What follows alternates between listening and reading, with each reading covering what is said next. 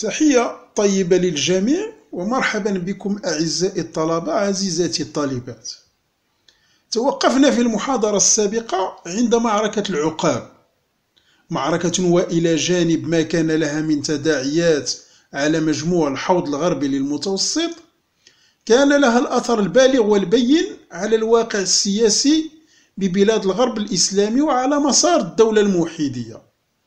فمنذ هذه الانتكاسة دخلت الدولة مرحلة التراجع والأفول والإضمحلال، ولا غرو فقوام الدولة الجند الذين بهم تمول الدولة خزينتها وتضمن أمن وسلامة البلاد والعباد أصابه الضعف والهوان، ليتأكد أن اختيار الإمبراطورية الموحدة التدخل في أكثر من جبهة وواجهة كلفها من العناء ما أنهك قواها. لما توفي الناصر في 610 للهجرة 1213 للميلاد، نصب الموحدون مكانه ابنه يوسف المستنصر بالله.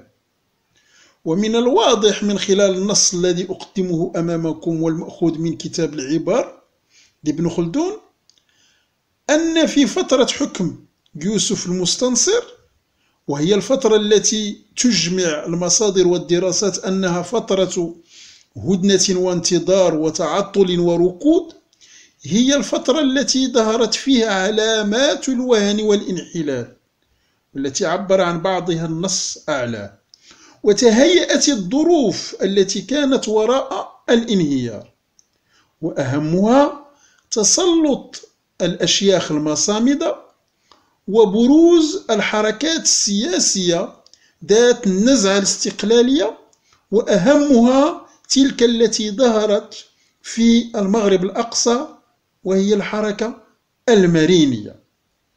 وانطلاقا من 1223 تسارعت وثيرة الأحداث وتداعت أسباب السقوط والتمزق. لقد كان للأشياخ اليد الطولة في تعيين وعزل الخلفاء بل واغتيالهم، فقد صاروا كما ذكر ابن أبي زرع كالأتراك في البلاط العباسي، وهي ظاهرة غير مسبوقة بالوسط الموحدي. فبعد قتلهم للمستنصر عينوا مكانه عبد الواحد ابن الخليفة يوسف، الذي فشل في التكيف مع غطرسة الأشياخ، فأرغموه على التنازل عن الخلافة بعد 8 أشهر فقط من تعيينه، بل ودبروا مؤامرة اغتياله ليعينوا مكانه والي مرسي عبد الله العادل بن المنصور، ثم قتلوه وبايعوا أخاه إدريس المامون والي إشبيلية، وتراجعوا سريعا عنه إلى بيعة أخيه الصغير الطفل المعتصم بن الناصر. من الواضح أن توالي ظاهرة الانقلابات والاغتيالات ضعفت من مظاهر عجز الدولة الموحدية، لهذا قرر المأمون الانتقال من الأندلس إلى مراكش بجيش مرتزق استعاره من ملك قشتالة لحسم أمر الخلافة لصالحه. وفعلا استطاع دخول مراكش التي فر منها المعتصم وأتباعه إلى جبال المصامدة لتتشكل أول حركة انفصالية. استطاع المامون أن يضع حدا لتسلط الأشياخ باستدراج المتلاعبين منهم إلى العاصمة واستصدار الأمر بتصفيتهم جسديا. وتقدر المصادر عدد أشياخ المصامدة الذين تم إعدامهم بحوالي 100 شخص. وأعلن في إجراء جريء رام به قطع ما اعتبره أصل الداء باستئصال العقيدة التومرسية، أو بعبارة أدق ما يميزها في الأساس، أي الاعتقاد في مهدوية وعصمة بن تومرت. فكتب سنة 626 الرسائل التي تأمر بالتخلي نهائيا عن ذكر ألقاب المهدي في مراسيم الخطب بالمساجد والمسكوكات والمراسلات الرسمية، معلنا أنه نبذ الباطل وأظهر الحق. من الأكيد أن ما قام به المأمون هو ضرب للإمبراطورية الموحدة في أهم أركان قيامها، إذ جردها من أساسها المذهب الذي قامت عليه، ليحكم عليها بالانقراض عاجلا أم آجلا. إجراء تجلت أهم ارتداداته في ظهور مجموعة من الحركات الانفصالية وزعت فيما بينها الإرث الموحدي. ورغم مساعي بعض الخلفاء بعد المأمون لإعادة العمل بعقيدة التوحيد، فإن هذه المساعي فشلت أمام اتساع الخرق أو اتساع الضعف. كانت إفريقيا أول جزء يستقيل سنة 627 1229، فأبو زكريا الحفصي لم ينضبط لأوامر المأمون ولم يتبرأ من عقيدة المهدي، بل اتجه اتجاها معاكسا حين احتفظ بشعارات المهدوية، ليجعل من الدولة الحفصية الوريثة الشرعية للخلافة الموحدية، خاصة بعد أن بايعته العديد من المدن سواء بالمغرب الأوسط أو الأقصى أو الأندلس. ومن الكيانات التي تأسست بشكل مستقل عن الموحدين سنة 633 للهجرة 1236 إمارة بنو عبد الواد، القبيلة المنتشرة حول مدينة تلمسان، وقد تأرجح ولاؤها بين تونس تارة ومراكش تارة أخرى. أما عدوة الأندلس فإلى جانب الاكتساح النصراني لأجزاء مهمة من أراضيها، فقد عمت الفوضى وفشى التقاتل والاستقواء بالنصارى بعد عودة أبناء وحفدة ملوك الطوائف كبني هود وبني مردانيش الذين ثاروا على حكم الأسياد الموحدين. غير أن أبرز هؤلاء الثوار هو ابن الأحمر الذي سيتخذ غرناطة مقرا له سنة 635 1238 ويتمكن من القضاء على باقي المتنافسين، متظاهرا في البداية بالولاء للحفصيين ثم للرشيد الموحدي ثم مستقلا في النهاية عن الجميع. وستصبح هذه الإمارة ورثة ما تبقى من الوجود الإسلامي في الأندلس مدة قرنين تقريبا. وفي مجال المغرب الأقصى مركز الخلافة، فقد تخلت القبائل العربية عن أداء خدمة جمع الجباية للدولة لتدخل دائرة العصيان الذي عرفت به. الأمر نفسه ينسحب على قبائل بني مارين التي تدفقت منذ 610 للهجرة أي سنة بعد العقاب عبر شرق المغرب في اتجاه تازة وما وراءها، والنتيجة أن عمت الفوضى واضطربت الأوضاع بشكل عام، أوضاع عجز أمامها الخلفاء بعد المامون، وإن حاولوا رد الاعتبار للعقيدة التومارتية والاعتراف مجددا بإمامة بن تومارت، في إحالة هنا إلى مجهودات الرشيد والسعيد، فطموحات بني مارين كانت كبيرة بعد أن تخلى الجميع عن آخر الخلفاء الموحدين أبي دبوس، ليتمكن المارينيون من العاصمة مراكش ويدخلوها سنة 668 1269 وإن باسم الخلافة الحفصية. سأنهي محاضرة اليوم بإبداء بعض الملاحظات والخلاصات انطلاقا مما تمت دراسته في سلسلة المحاضرات هذه، أو اعتمادا على ما توصلت إليه مجموعة من الدراسات التي وضعت التجربتين الوحدويتين المرابطية والموحدية موضع البحث والدراسة، وذلك من أجل الاستيعاب الأعمق لمحاور هذه الوحدة. أولى هذه الخلاصات والتي تأسست على نظرية ابن خلدون، وهي أن الدولتين المرابطية والموحدية قامتا على مرتكز العصبية. فالدعوة المرابطية التي قادها عبد الله بن ياسين لم تتمكن من تأسيس الدولة إلا عندما تمكنت من توحيد عصبية قبائل صنهاج الصحراء.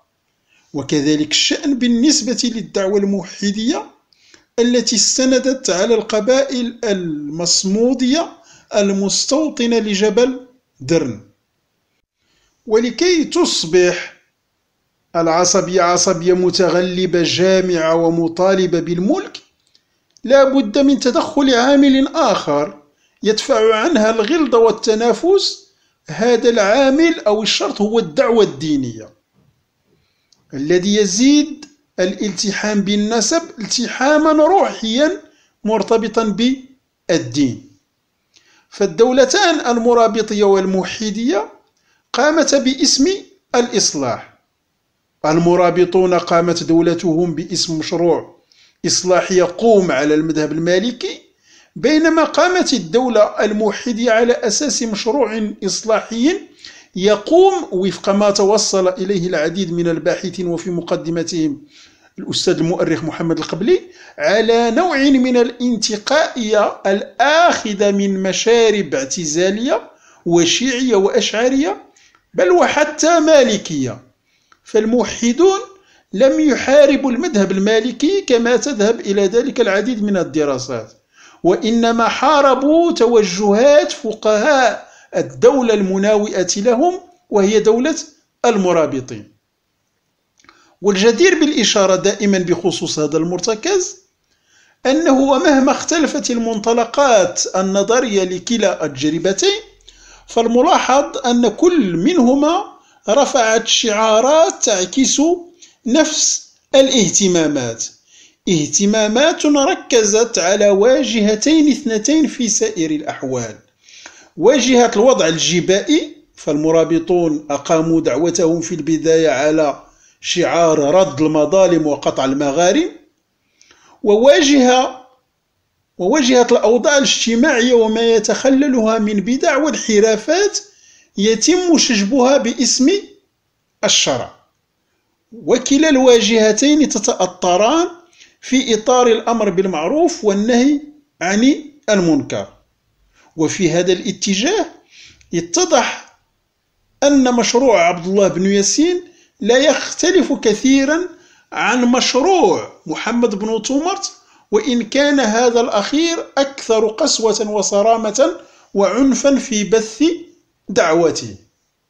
هذا العصر كذلك تميز بكونه عصر تأسست فيه الدولة بدرجة كبيرة على الدين، وهي ملاحظة تنسحب على التجربتين المرابطية والموحدية اللتين أقامتا مشروعية حكمهما على أسس دينية.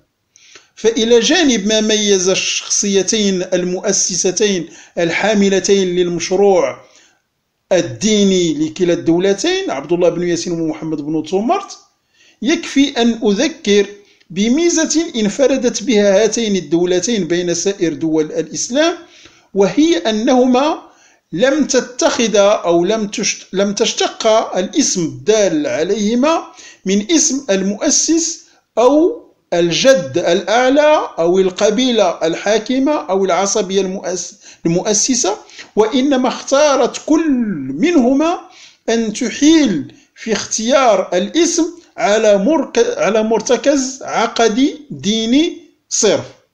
فالمرابطون اختاروا مرتكز الرباط، والموحدون اختاروا مرتكز التوحيد.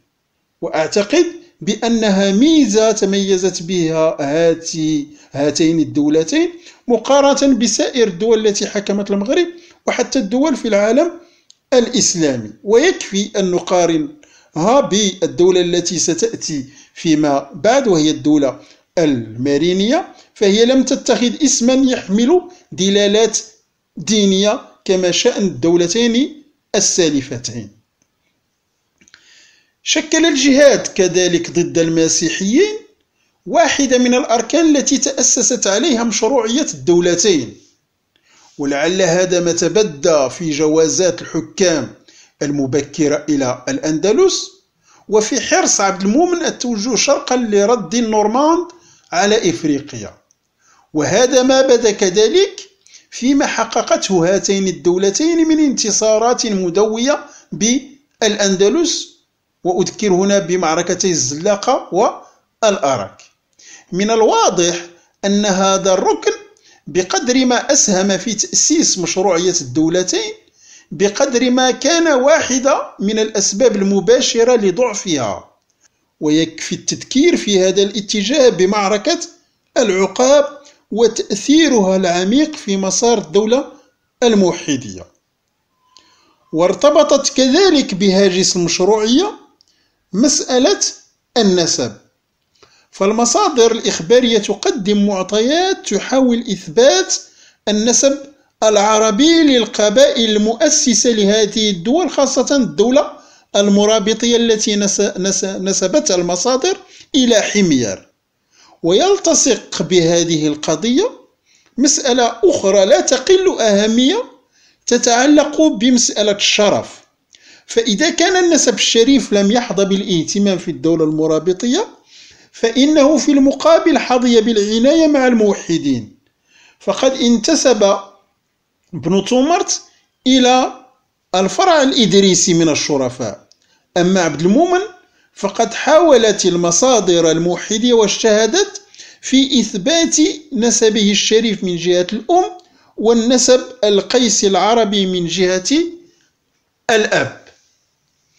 أنهي في الأخير بالقول إن هاتين التجربتين ابتدأتا بالمغرب الأقصى بتحول الطرق التجارية نحو الغرب، وانتهتا في العصر الموحدي بالتقدم البدوي نحو الغرب، أي عندما اكتسحت القبائل البدوية المجالات الغربية لتتكافأ فرص الإخلال بأمن القوافل بين تونس الحفصية وتلمسان الزيانية وفاس المارينية، موضوع المحاضرة اللاحقة بحول الله.